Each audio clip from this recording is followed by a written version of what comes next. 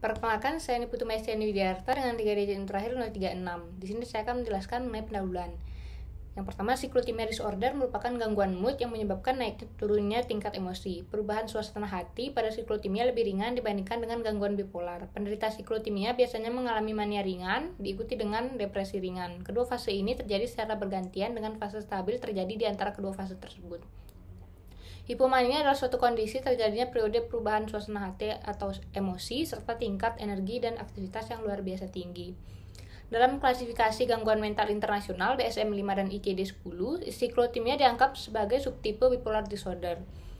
Menurut DSM-5, jika seseorang dengan cyclothymia mengalami episode depresi atau manik yang parah, diagnosisnya dibatalkan dan pasien diklasifikasikan ulang menjadi BD1 atau BD2. Meskipun gejalanya lebih ringan dibandingkan dengan gangguan bipolar 1 atau 2, cyclothymia tetap dapat mengganggu fungsi sehari-hari dan kualitas hidup penderitanya. Prevalensi cyclothymia diperkirakan sekitar 0,4-1% dari populasi umum, meskipun angka yang sebenarnya kemungkinan lebih tinggi karena banyak kasus yang tidak terdiagnosis. Dengan demikian, psikoedukasi sangatlah penting, seperti memberikan pasien dukungan untuk menerima gangguan tersebut, mengikuti rencana perawatan, menahan diri dari penggunaan obat-obatan, dan mengembangkan metode intervensi krisis yang menghasilkan hasil yang lebih baik.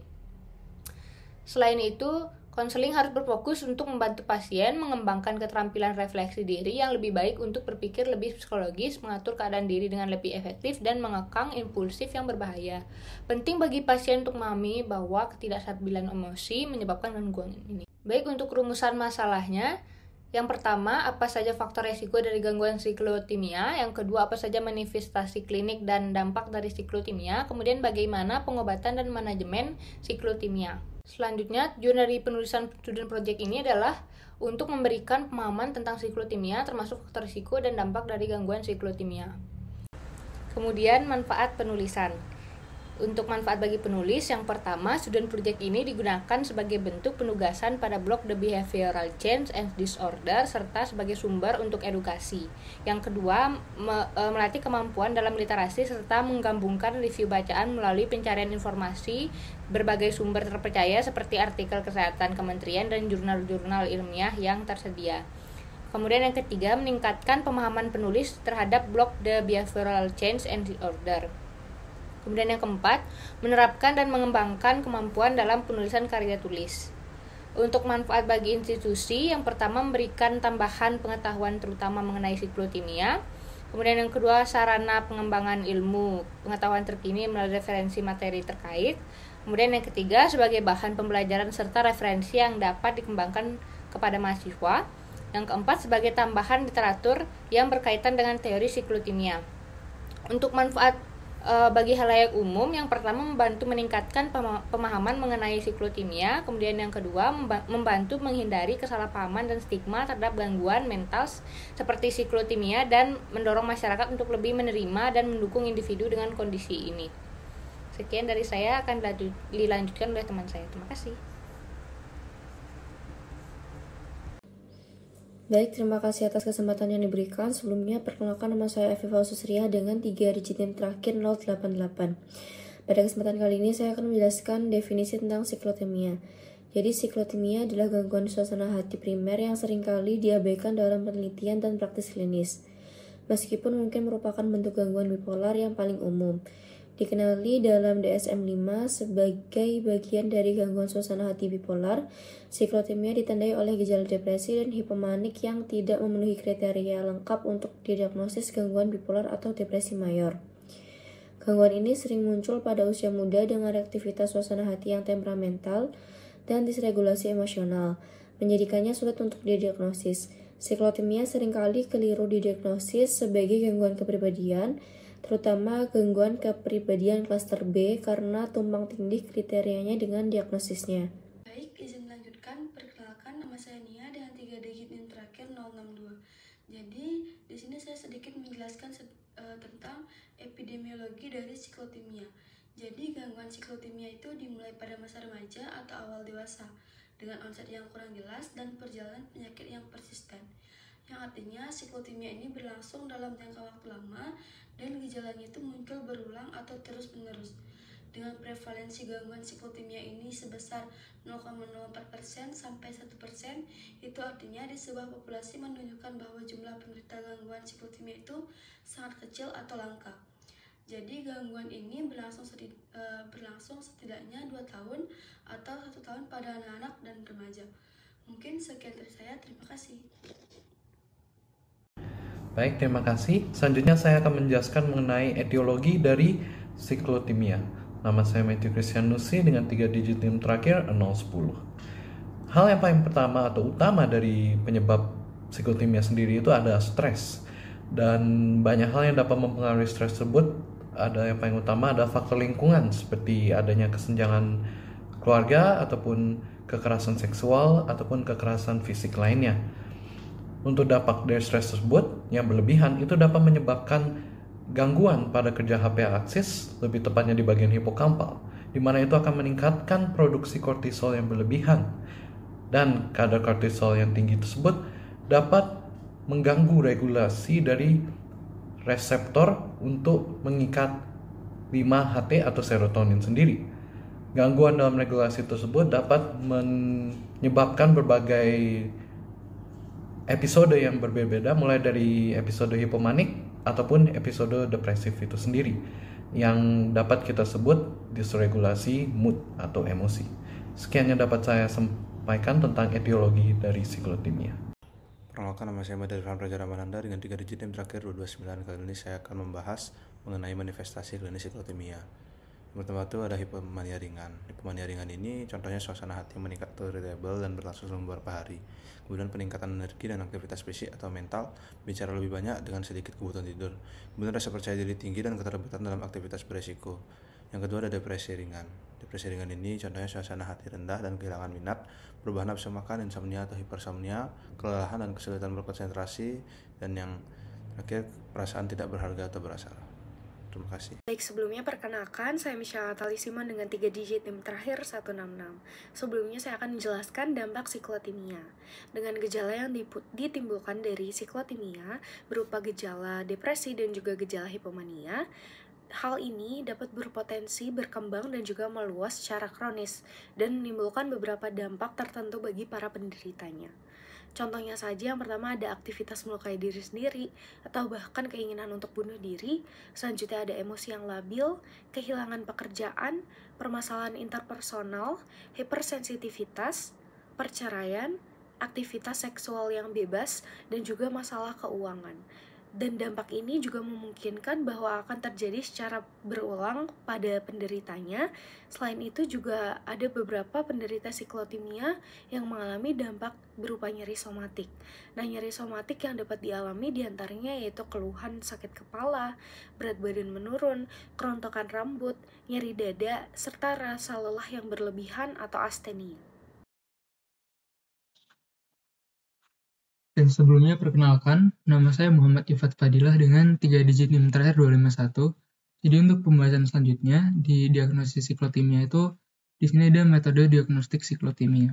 Metode diagnostik siklotimia ini meliputi beberapa langkah, yaitu menyingkirkan penyebab organik. Jadi ini melakukan tes laboratorium standar dan pemeriksaan pencitraan untuk menyingkirkan kondisi medis lainnya. Kemudian ada evaluasi psikiatri. Ini melakukan pemeriksaan psikiatri yang komprehensif, termasuk riwayat penyakit saat ini, riwayat psikiatri, riwayat sosial, riwayat penggunaan zat, riwayat psikiatri keluarga, tinjauan psikiatri terhadap gejala-gejala, dan pemeriksaan status mental.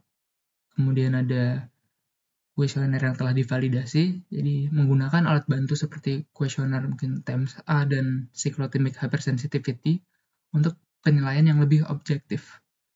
Selanjutnya juga ada kriteria DSM-5. Jadi kita melihat kriteria DSM-5.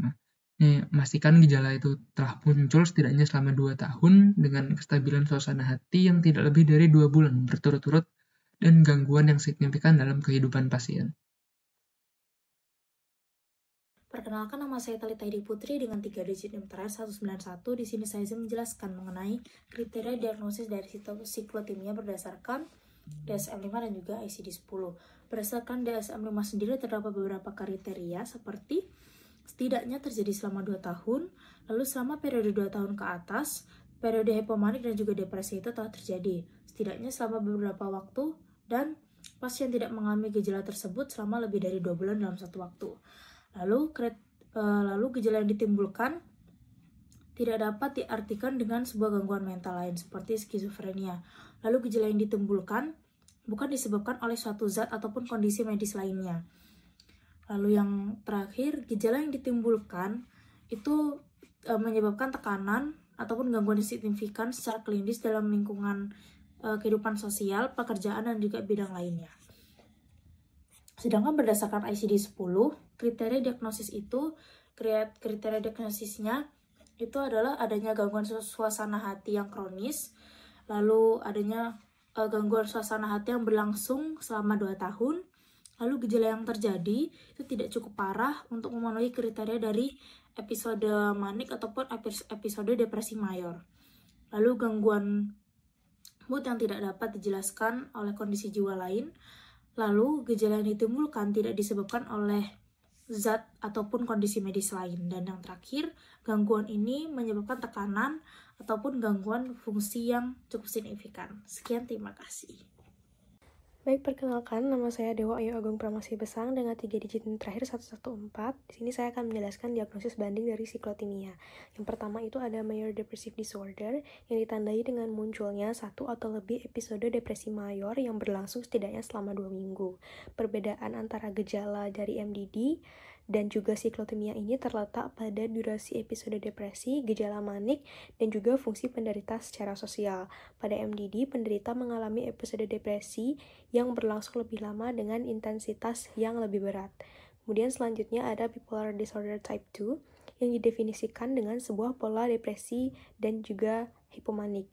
Mirip dengan bipolar type 2, siklotimia mengalami gejala hipomanik dan depresi yang berulang.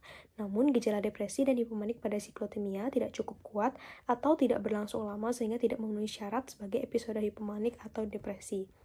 Selanjutnya ada Generalized Anxiety Disorder atau GAD yang ditandai dengan kekhawatiran berlebihan dan terus-menerus terhadap berbagai hal. Jadi penderita GAD ini akan merasa sulit untuk mengendalikan rasa khawatir dan mungkin khawatir lebih dari yang seharusnya tentang kejadian ataupun memungkinkan kemungkinan terburuk atau bahkan tidak ada alasan yang jelas untuk khawatir. Perkenalkan, nama saya Numarelia dengan 3 digit NIM terakhir 214. Di sini saya izin untuk melanjutkan presentasi yaitu terkait dengan terapi medis. Untuk pengobatan siklotimia sendiri ini bergantung pada pengelolaan faktor resiko, pengenalan gejala awal, dan juga penerapan intervensi yang tepat termasuk psikoedukasi, farmakoterapi, dan juga konseling. Namun hingga saat ini masih belum ada obat psikoterapika yang dianjurkan oleh FDA untuk pengobatan gangguan siklotimia. Meskipun demikian, masih ada beberapa alternatif yang dapat digunakan untuk menangani kasus ini, yaitu seperti contohnya ketika gangguan emosi dan juga reaktivitas suasana hati ini lebih dominan, maka dapat mengonsumsi dosis kecil valproate sekitar 300-600 mg per dosis. Dan juga ketika polaritas cemas dan juga depresi ini lebih dominan, maka pasien disarankan untuk mengonsumsi lamotrigine.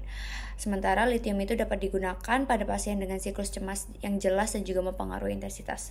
Beberapa pasien juga direkomendasikan untuk mengonsumsi lithium dosis kecil yang dikombinasi dengan lamotrigine. Namun ada beberapa antipsikotik lain yang dapat menangani dari siklotimia ini, seperti contohnya adalah quetiapine sekitar 25-50 gram per hari serta olazipin sekitar 2-6 mg per hari dapat digunakan, yang berguna dalam penanganan iritabilitas impulsif dan juga fenomena rangsang lainnya selama keadaan hipomanik atau campuran akut. Baik, pembahasan selanjutnya adalah terkait terapi psikologis. Untuk strategi pengobatan yang lengkap itu juga harus mencakup psikoedukasi yang disesuaikan dan juga psikoterapi apabila diperlukan. Psikoedukasi itu ditujukan untuk mencapai pemahaman terhadap penyakitnya, kepercayaan terhadap dokter, kepatuhan terhadap pengobatan, dan juga fokus pada konsekuensi perilaku dan juga interpersonal dari penyakitnya sebagai tujuan terapi. Namun karena sifat temperamental dari gangguan ini, jadi fisikoedukasi itu harus menjadi bagian penting dari setiap kunjungan lanjutan yang dijalani pasien. Dokter juga harus memberikan tanggapan yang terus-menerus kepada pasien untuk membatasi tingkah laku yang disfungsional dan juga hubungan interpersonal. Sangat penting untuk menilai secara berkala aspek psikologi siklotomia bahkan setelah berbulan-bulan sejak terapi dimulai. Selain farmakoterapi dan juga fisikoedukasi, cognitive behavioral therapy atau CBT itu juga telah menunjukkan bukti fisikoterapi yang paling kuat dalam menangani orang dengan gangguan siklotomia. Untuk penjelasan selanjutnya akan dilanjutkan oleh teman saya. Terima kasih. Perkenalkan, nama saya Desa Gilawini Pratnyaswari dengan 3 digit Nendra 239. Hari ini saya akan menjelaskan strategi manajemen jangka panjang mengenai siklotimia. Yang pertama ada tidur. Jadi kurang tidur mempengaruhi keseimbangan otak dan tubuh serta meningkatkan resiko penyakit yang membuat penanganan bipolar lebih sulit. Yang kedua ada makanan dan minuman. Tidak ada makanan dan minuman khusus yang dapat mengurangi gejala, namun pola makan bergizi dan seimbang dapat membantu mengurangi resiko masalah kesehatan lainnya. Yang ketiga ada olahraga dan aktivitas fisik. Jadi olahraga membantu mengurangi depresi, namun berlebih bisa menjadi gejala mania. Disarankan melakukan olahraga ringan secara rutin seperti berjalan kaki dan menambah intensitas sedikit demi sedikit. Yang keempat ada manajemen stres. Stres juga merupakan faktor risiko utama pada gangguan bipolar. Stres mempengaruhi hormon yang mempengaruhi fungsi otak, terutama pada proses emosi dan fungsi eksekutif. Yang kelima ada relaksasi, meditasi, atau mindfulness. Jadi salah satu teknik untuk mengelola stres pada gangguan bipolar. Yang keenam ada relasi yang aktif dan saling suportif. Jadi ketika seorang mengalami gangguan bipolar, penting untuk mencari dukungan dari orang-orang yang benar-benar peduli, tidak menghakimi dan memahami kondisi tersebut. Yang terakhir ada spiritual. Jadi ini sangat penting dalam mendukung individu saat menghadapi penyakit termasuk gangguan bipolar, karena spiritualitas berkaitan dengan isu esensial dan mendasar. Sekian, terima kasih. Baik, telah sampai di penghujung presentasi, yang pada bagian kesimpulan. Pertama-tama siklotimia yang termasuk dalam subtipe bipolar tetapi tidak memenuhi karakteristik diagnosis bipolar. Lalu untuk prevalensinya sendiri yang hanya tercatat kurang dari 1% karena kemiripan dan kompleksitas manifestasi klinisnya yang seringkali disamakan dengan gejala gangguan mental lainnya. Lalu untuk etiologi sendiri belum jelas, sama seperti gangguan mental lainnya, namun beberapa faktor risiko berhasil ditemukan seperti kinerja neurobiologis pada otak, kinetik, dan juga kondisi lingkungan. Lalu untuk kriteria diagnosis sendiri menurut DSM-5 yang mencakup gejala hipomania ringan dan juga depresi ringan yang setidaknya terjadi selama 2 tahun dan juga kestabilan suasana hati yang tidak lebih dari 2 bulan secara berturut-turut. Lalu untuk diagnosis bandingnya sendiri terdapat major depressive disorder, bipolar disorder type 2, dan juga generalized anxiety disorder yang memiliki manifestasi klinis hampir mirip dengan siklotimia. Lalu untuk penanganan sendiri memakai kombinasi antara psikoedukasi, CBT, dan juga farmakoterapi serta penyusunan strategi manajemen jangka panjang yang dilakukan untuk menangani gejala siklotimia dan juga pencegahan komplikasi lanjutan.